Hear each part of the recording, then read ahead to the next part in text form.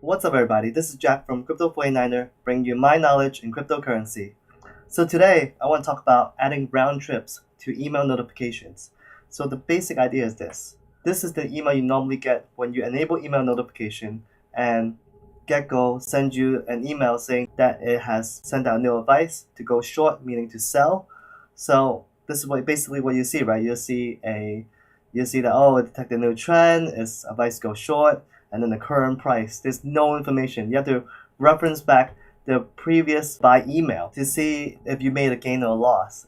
It becomes a pain in the butt after a while when you have Gmail, which like to stack the emails together, and you have to figure out which is what.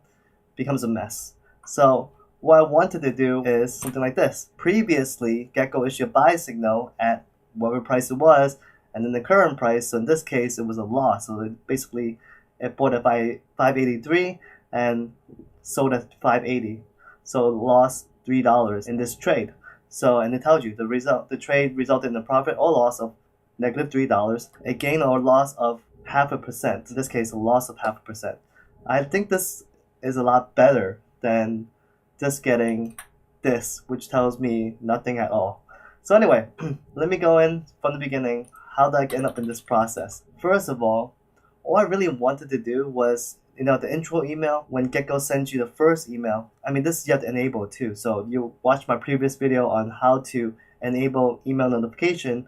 You have to enable this where Gekko will tell you that, oh, the bot has started. So you have to enable this particular email. So just saying that, oh, I just started. What I wanted to do with this first initial email is to give me some more information, like what strategy it is using. So I basically figure out a way to add this. I'm using the BBRSI strategy, so you'll be able to know what strategy this bot is using right off the bat. So you should remember, but it just makes it a little easier if in case you can't changing strategy. You could technically change it in the tag, so you could change it on the top right here. For example, I call Gekko pink because I have a pink laptop that my wife don't use anymore, the netbook that she doesn't use anymore, so I know which laptop it belongs to.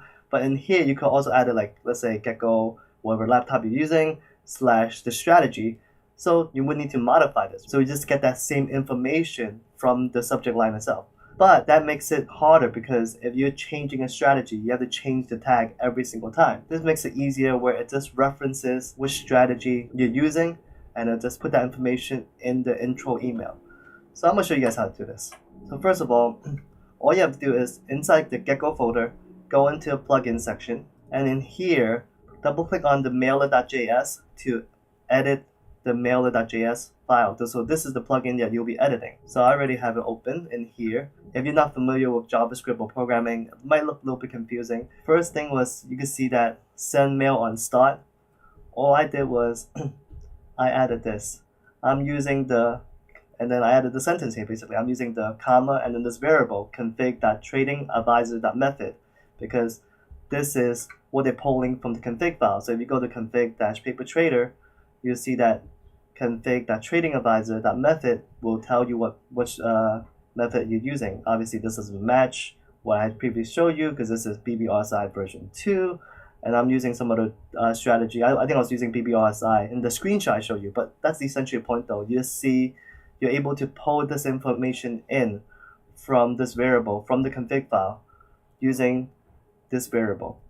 That's all I did. Very simple. That was the first one. And just by doing that, I was able to get that extra information in the intro email, letting me know that the bot that I'm running is using this particular strategy. So the next thing is you want to see the trades happening, right? You want to ultimately get the round trip information, right? But the first thing you have to do before you do that is you have to create a Google group, because I had a situation where my email that I was using to send email out was sending so many emails, I guess during this testing process, and it's gonna be considered as spam by Google, and it won't even let you send it. It'll just say message blocked. I'm like, what? It wasn't even blocked from like the recipient side, it's blocked from the sender side. So you can't even send it.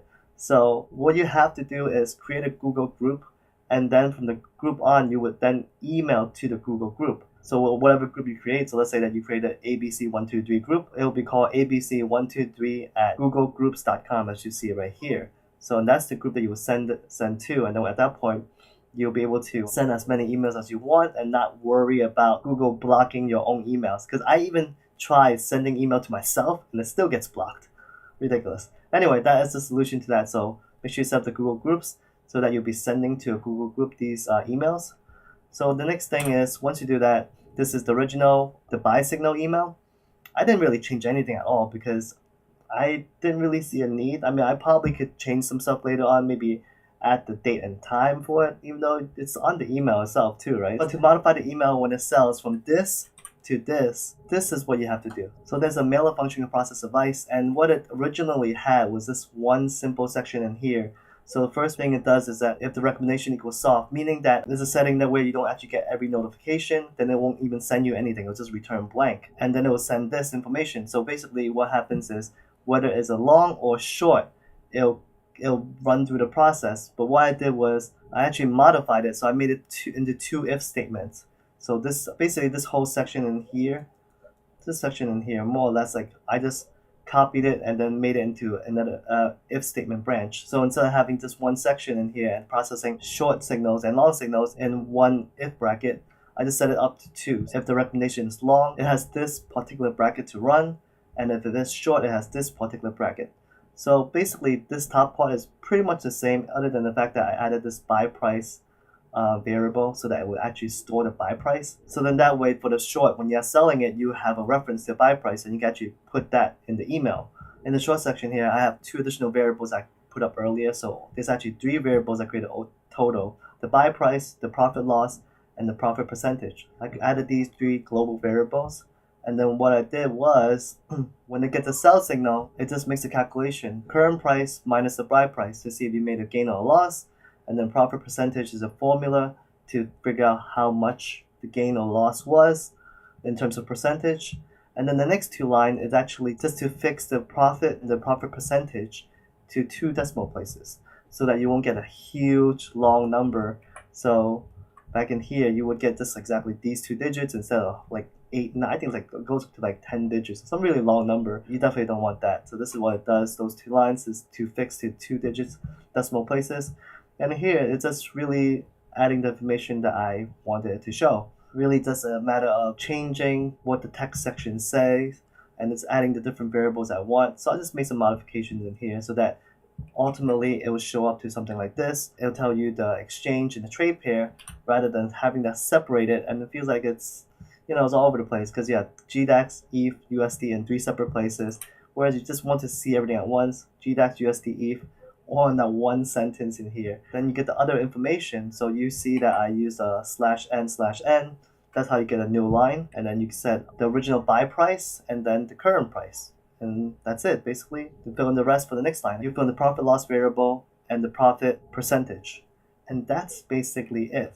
If you don't want to do all that work that I just showed you, you can just download the modify plugin that I just made. So just go to my GitHub here and you could just download the modify plugin. Go to the Gekko modify plugin section and just download the mailer.js and put that right into your plugins folder, and it should work. So that way you get the round trip information that I created with the modify mailer JavaScript file. So that's my video for today, guys. Let me know what you guys think. If you guys have any other suggestions in terms of what you want to see in the email notification, let me know. I can definitely modify it. Please hit the like button if you found this information useful. Subscribe if you're new to my channel. If it isn't crypto, it isn't worth mining, it isn't worth speculating. For those of you in the United States, happy Memorial Day weekend. Peace out.